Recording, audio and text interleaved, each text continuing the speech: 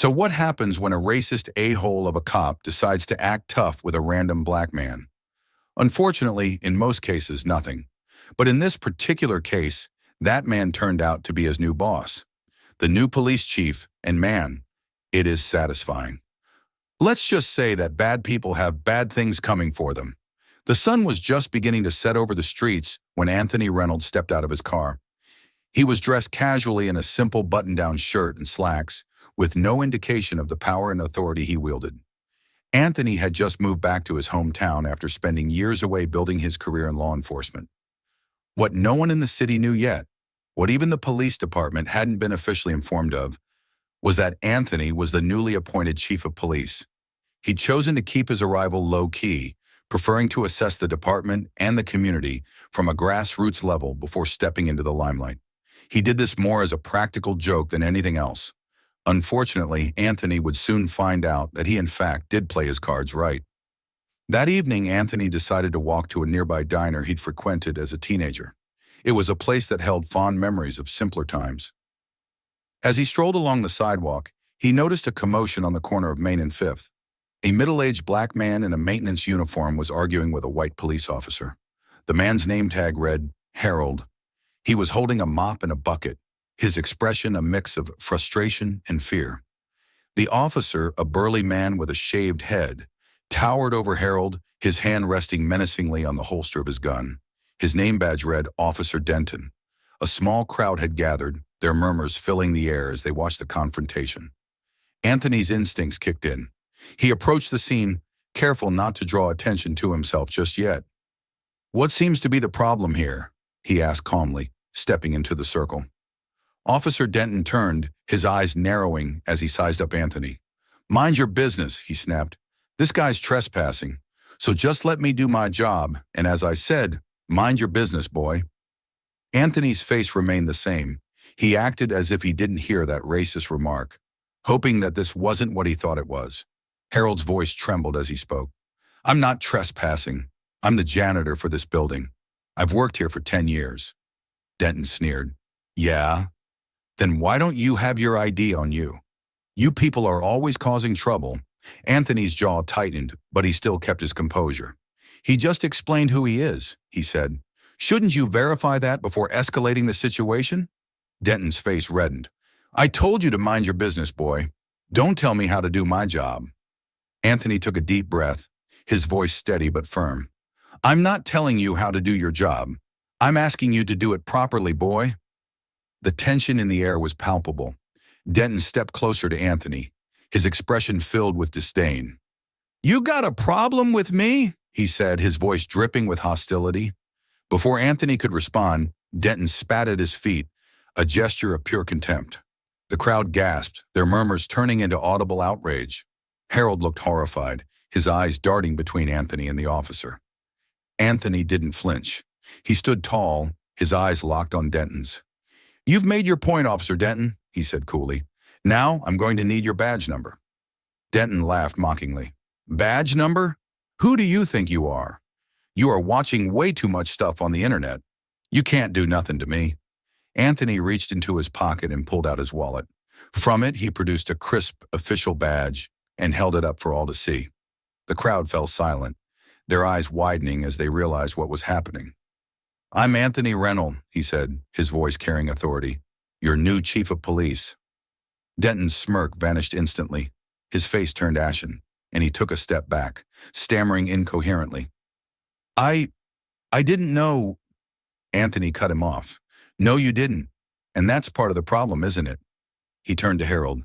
"Sir, are you all right?" Harold nodded slowly, still in shock. "Yes, Chief. Thank you. Before we continue, we want to ask you something as well. Did you like this video and subscribe to our channel? If you didn't, you know what to do. As always, we appreciate it." Now back to Anthony. He faced the crowd, his voice steady and commanding. "Ladies and gentlemen, thank you for your patience. I assure you this matter will be addressed appropriately." Turning back to Denton, Anthony's tone hardened. "Officer Denton, report to my office first thing tomorrow morning. And until then, consider yourself on administrative leave. Hand over your badge and weapon." Denton's hands trembled as he complied, his arrogance replaced by fear. The bald-headed tough guy from before turned into a scared hairy cat, if you know what I mean. The crowd watched in stunned silence as Anthony took the items and handed them to a nearby officer. The next morning, Anthony arrived at the police station earlier than usual. He called a department-wide meeting, determined to address the incident head-on. As officers filed into the briefing room, whispers filled the air. News of what had happened the night before had spread like wildfire. When everyone was seated, Anthony stood at the front of the room, his presence commanding attention. "Good morning," he began. "For those of you who don't know me yet, I'm Anthony Reynolds, your new chief of police. I'm here to ensure this department operates with integrity, accountability, and respect for every member of our community." He paused, letting his words sink in. "Last night, I witnessed behavior that was not only unprofessional, but unacceptable. Let me be clear, there is no place for racism or abuse of power in this department. If you cannot uphold these values, this is not the job for you." The room was silent, the weight of Anthony's words hanging heavy in the air. He continued, "I will be implementing new training programs focused on de-escalation, bias awareness, and community engagement. We're here to serve and protect, not to intimidate or demean." After the meeting, Anthony called Denton into his office. The officer looked nervous, his usual bravado nowhere to be seen. "Sit down," Anthony said, his tone calm but firm. "Do you understand why you're here?" Denton nodded, his gaze fixed on the floor. "Yes, Chief. I messed up." "Messed up doesn't begin to cover it," Anthony replied. "You disrespected a citizen, escalated a situation unnecessarily, and showed blatant disregard for the values this department stands for. I'm placing you on unpaid suspension, pending further review." Denton's shoulders slumped. "I'm sorry, Chief. I'll do better." "That's up to you," Anthony said. "But understand this. If there's a next time, you won't have a second chance." In the weeks that followed, Anthony worked tirelessly to rebuild trust between the police department and the community.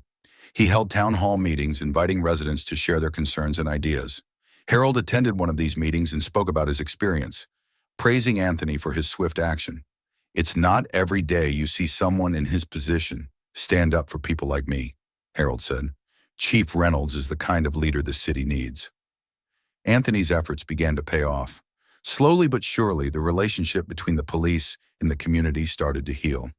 Officers who shared Anthony's vision stepped up, leading by example and showing that real change was possible. As for Officer Denton, he completed the mandatory training programs and returned to duty. While he still had a long way to go, he showed genuine effort in rebuilding his reputation and earning back the trust of his colleagues in the community. Anthony knew the road ahead wouldn't be easy, but he was committed to creating a police force that treated everyone with dignity and respect. And every time he walked the streets of his hometown, he was reminded of why he'd taken the job in the first place: to make a difference, one step at a time. I mean, at this point, who hasn't had a run-in with a racist cop? Have you? If so, let me know your story in the comments.